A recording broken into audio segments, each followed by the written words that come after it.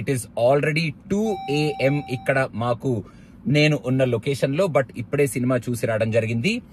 ఒక మంచి కాన్సెప్ట్ ని చాలా సిన్సియర్ గా, చాలా నీట్ గా వాళ్ళు చెప్పాలనుకుంటున్న పాయింట్ ని మెయిన్ గా relationship between a star and a fan, and fan perspective నుంచి ఒక స్టార్ మీద ఆ ఫ్యాన్ పెంచుకున్న అభిమానాన్ని, ఆ ఫ్యాన్ చూపించే విధానాన్ని చాలా చక్కగా, చాలా సిన్సియర్ గా, చాలా ప్యూర్ గా ఈ సినిమాలో మనకి చెప్పడం జరిగింది.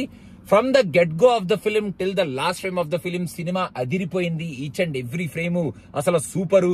కాన్సెప్ట్ అసలు చాలా డిఫరెంట్ గా ఉంది. ఇలాంటి పదాలు ఇలాగ నేను ఈ సినిమా ఉంది అని నేను చెప్పను. కానీ ఈ సినిమా వాళ్ళు చెప్పిన పాయింట్ మెయిన్ గా సినిమా మొత్తం ఒక ఎత్తు అయితే, లాస్ట్ 15 minutes లో ఒక డైలాగ్ కాన్వర్జేషన్ ఏదైతే పెట్టారో ఆ కాన్వర్జేషన్ లో చాలా మంది ఫ్యాన్స్ వాళ్ళని వాళ్ళు చూసుకునేటట్టు, వాళ్ళ ఫేవరెట్ స్టార్ ని వాళ్ళు ఎందుకు వాళ్ళకి ఫ్యాన్స్ అయ్యారు, ఎందుకు అభిమానిస్తారు అనే టైప్ ఆఫ్ రిలేటివిటీని వాళ్ళు ఫీల్ అయ్యేటట్టు ఆ డైలాగ్స్ ని పెట్టి సినిమాని లాస్ట్ 15 minutes లో డెఫినెట్ గా లేపి ఒక మంచి ఫీల్ గుడ్ ఫీలింగ్ తో థియేటర్ నుంచి మనకి బయటికి పంపించారు ఈ డైరెక్టర్ అని ఖచ్చితంగా చెప్పొచ్చు.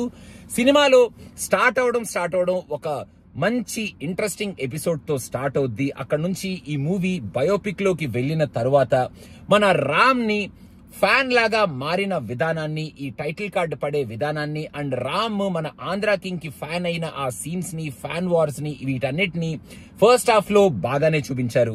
నాకు ఫస్ట్ హాఫ్ లో ఆ లవ్ స్టోరీ యాంగిల్ ఏదైతే ఉందో కొంచెం రొటీన్ గా అనిపించింది. కొంచెం వాళ్ళు డిఫరెంట్ గానే చూపించారు. లవ్ స్టోరీలో వీళ్ళిద్దరు యాక్టింగ్ భాగ్యశ్రీ అండ్ రామ్ చాలా బాగా చేశారు.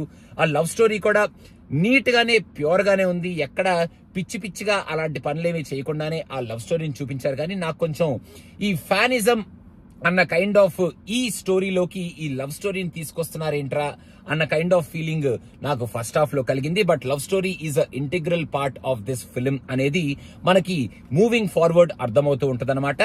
ఫస్ట్ పార్ట్ లో యాక్చువల్ గా మన రామ్ మన ఆంధ్ర కింగ్ ఉపేంద్రకి ఫ్యాన్ ఎందుకు అయ్యాడు, అంత అభిమానం ఏమిటి, అండ్ ఆ రిలేషన్ ఏమిటి అనేవి చూపించడానికి కొన్ని సీన్స్ ఉన్నాయి. ఆ సీన్స్ చాలా బ్యూటిఫుల్ గా పిక్చరైజ్ చేశారు. అండ్ ఈ సినిమా కోర్ పాయింట్ ఏదైతే ఉంటుందో ఆ కోర్ పాయింట్ ని ఇంటర్వెల్ లో చాలా స్ట్రాంగ్ గా ఎస్టాబ్లిష్ చేస్తారు. ఫస్ట్ హాఫ్ కొంచెం స్లోగా ఉంటది. కానీ ఆ స్లోగా ఉండే ఫస్ట్ హాఫ్ లో ఆ fan wars and fan conversations and ఆ హీరోకి ఫ్యాన్ కి మెయిన్ గా మన రామ్ ఆంధ్ర కింగ్ గురించి మాట్లాడే డైలాగ్స్, ఆంధ్ర కింగ్ గురించి చెప్పే సీన్స్ అవన్నీ కొంచెం ఇంట్రెస్టింగ్ గా ఉంటాయి. లవ్ స్టోరీ నాకు కొంచెం ఫస్ట్ హాఫ్ లో బోరింగ్ గా అనిపించింది. With very nice and strong interval bang, ఒక మంచి ఛాలెంజింగ్ ఇంటర్వెల్ బ్యాంగ్ తో ఇంటర్వెల్ బ్యాంగ్ ఉంటది. ఇంకా సెకండ్ హాఫ్ లోకి వచ్చిన తర్వాత స్టోరీ మనకి ఎక్కడైతే స్టార్ట్ అయిందో అక్కడ నుంచి అలాగే లీనియర్ గా వెళ్తూ ఉన్నా సెకండ్ హాఫ్ లో మనకి కొంచెం ఎక్కు తొలిమెట్టు కొండని కొట్టు అన్న కైండ్ ఆఫ్ ఎపిసోడ్లు, మన మహర్షి కైండ్ ఆఫ్ ఎపిసోడ్లు మీరు సినిమా చూస్తే రిలేట్ అవుతారేమో, అలాంటి ఎపిసోడ్ లో 2-3 వస్తూ ఉంటాయి అనమాట. అవి కొంచెం ఈ సినిమాలో ఆ ఫ్యాన్ ఎలిమెంట్ ఏదైతే ఉందో అది కొంచెం లవ్ స్టోరీ ఎలిమెంట్ లోకి కన్వర్ట్ అయిపోయిందా ఈ సినిమా అనేటట్టు నాకు కొన్ని సీన్స్ అనిపించినాయి. అండ్ సెకండ్ హాఫ్ కూడా కొంచెం స్లోగా వెళ్తూ ఉంటది. కాకపోతే సెకండ్ హాఫ్ లో ఆ ట్రావెల్ ఏదైతే ఉంటుందో ఈ సినిమా గెట్ గో లో స్టార్ట్ అయ్యే ఆ ట్రావెల్ ని కొంచెం ఇంట్రెస్టింగ్ గానే మనకు తీసుకొస్తూ ఉంటారు.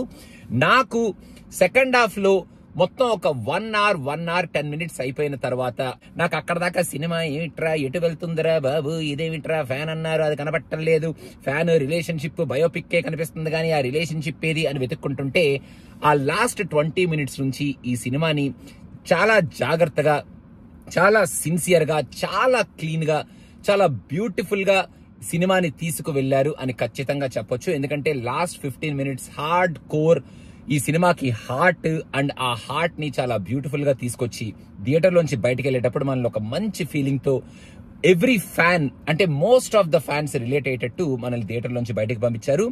రామ్ క్యారెక్టర్ ని కూడా ఒక ఫ్యాన్ అంటే పీకలు కోసేసుకొని రక్తాలు చిందించేసి పిచ్చిగా అరుపులు కేకలు చేసేసి పిచ్చిగా మ్యాడ్నెస్ తో బిహేవ్ చేసే ఒక ఫ్యాన్ లాగా కాకుండా ఒక సూపర్ గా అభిమానం, గుండెల నిండా అభిమానం పెట్టుకున్న ఒక అభిమాని, ఆ అభిమాని ఒక స్టార్ ని అభిమానిస్తే ఈ రేంజ్ లో ఉంటుంది అనే ఒక ప్యూర్ ఫ్యానిజం ని, ఆ ఫ్యానిజం కి ఒక పర్ఫెక్ట్ కనెక్ట్ ని, ఒక పర్సనల్ కనెక్ట్ ని పెట్టి ఆ ఫ్యానిజం ని చాలా బ్యూటిఫుల్ గా చూపించారు. Ram did a brilliant job as a fan.